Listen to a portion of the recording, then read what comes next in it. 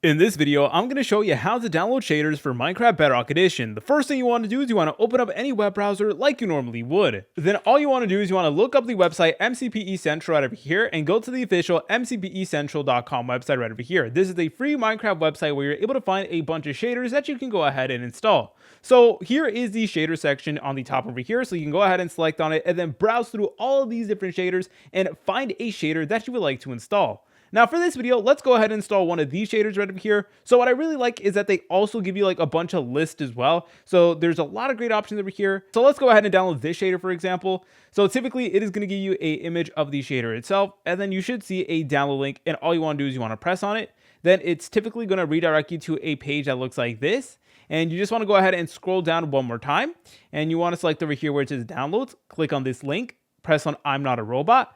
Then just wait for the file to go ahead and be installed. So it's going to go ahead and install, so just be a little bit patient. Then press on get downloads and then go ahead and download the Luma Shade texture pack right over here. And then there you go, it is now going to be installed on your system. Now, depending on your web browser, you should be able to find the shader that you did install on the top right like me, so over here. But if you don't see it, what you could always do is open up your file explorer and then look underneath downloads. Either way, it will still get the job done and you should be good to go.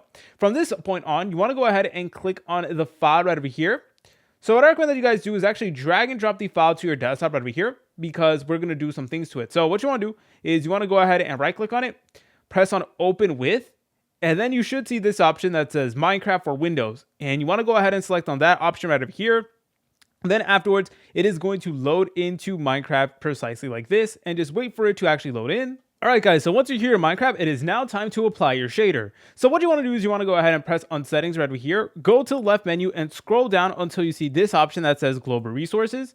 Then you want to go ahead and select on my packs, and then you should be able to find the shader that you did install. So this is the shader that we did install previously, Luma shader right over here, and as you're able to tell, I already did install a bunch of shaders in the past. So what you want to do from here is you want to press on activate, and then what you guys want to do is you want to go to the left menu again, scroll up and select on video.